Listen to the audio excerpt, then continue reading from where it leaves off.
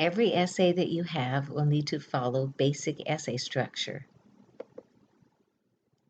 First off, it has to have a title. And the title of an essay has one main purpose: to catch the attention of the reader and make him or her want to read the essay. It should be unusual, vivid, or intriguing. A title is often written after the essay is almost finished. I've had people sit and try to figure out for hours, try to figure out what they are going to say for a title. No, don't do that. Write your essay. After you write your essay, then you can go back and try to say, what would be interesting about this? The introduction. It also catches the attention of the reader, but it also introduces the subject of the essay. Some really good introductions are ones that tell stories, ones that paint a scenario, what would happen if. One would be to say, this is the way most people think, but however, this is how I think. Ones like that really, really work. Don't start off with the definition. Usually, I mean, like if you were doing something like shyness. Shyness is defined by, blah.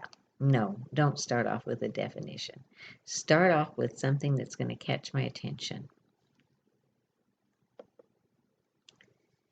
The thesis statement, usually I really like the thesis statement as the last sentence of the first paragraph.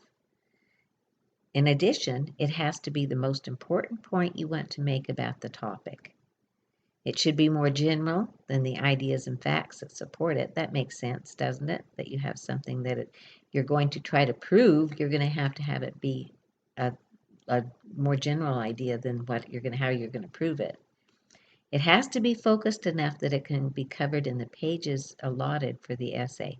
You're not going to write a thesis statement like the United States is the very best country in the world, because you wouldn't be able to prove that in just the pages that are allotted for the essay.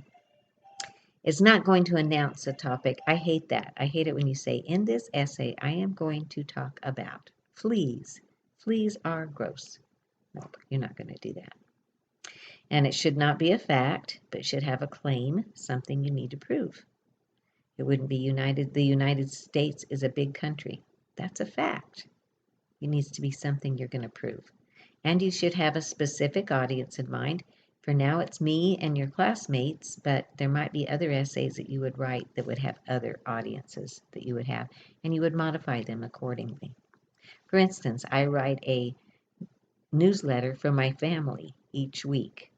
I have a different audience then than I do when I write my prompts for you guys. The thesis statement should be placed in a prominent place in the essay. Now this, I have written here that's usually the last sentence of the first paragraph, the first sentence of the first paragraph, or the last sentence after the introduction. And I usually look for it I usually want you to catch my attention with the introduction and then put what you're going to prove. So I usually like it as the last sentence of the first paragraph, or the first sentence after the introduction if you've got a story that takes 2 or 3 paragraphs. Some skillful writers can place the thesis at the end of the essay, but it usually doesn't work well because the reader has to guess what you're trying to say for too long. And let me maybe hypothesize it. Maybe you're not quite as skillful as some of the people who can pull that off. If you want to try it, go for it. And every body paragraph must have a topic sentence that ties directly to the thesis and to the subject matter of the paragraph. It must be unified. That means it has one idea per paragraph. It has to have a good flow, and it has to make sense. Most of the problems that people have with paragraphs is going off on tangents and having more than one idea per paragraph. Make sure that you look at each sentence and say, does that tie to my topic sentence? Does that one tie? Okay. Usually the topic sentence has the most general idea, the second sentence narrows the subject, and the rest adds concrete details, shows me, gives me examples, gives me concrete detail, give me see, touch, taste, hear, smell. And then sometimes if the paragraph is long or involved, you can use the last sentence of the paragraph to tie back to the topic sentence. And the conclusion should add a sense of closure without adding any new information. Remember, no new stuff in the conclusion.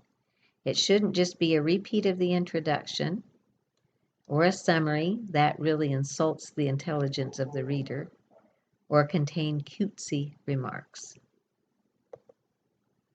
And revision, it's necessary for a good grade on an essay. Now, this isn't revision, just revision after I read it and give you input. It's writing it and then rewriting it and then rewriting it before you even turn it in to me or for anybody for a peer review. Allow some time to let your first draft sit for a few hours or even overnight, then revise it for the first time and then go back and revise it again. Focus on the thesis. Is it really a claim? The content. Does it back up and prove my thesis? The organization. Is every paragraph unified? Clarity. Do I understand what's going on? And paragraph structure. Be sure you have a well-structured essay ready for peer review. It will do you little good if you bring a hastily put together discovery draft to your peer review activity. And we will figure out how to do peer review activities in this class. And then there's editing. This is where you focus on grammatical concerns. Too many grammar mistakes are not advisable for several reasons. They distract the reader. They try to think, what they're trying to say? They make your meaning unclear. Again, what are they trying to say? They make the reader lose confidence in the validity of your claim. If they don't know how to write a good sentence, then how can I believe that their claim is true? And also, they adversely affect your grade because I do take off points if you have many grammar concerns. And we are done. I hope you enjoyed the essay and will use it often to be able to figure out how you do things. Every essay you write should follow this format.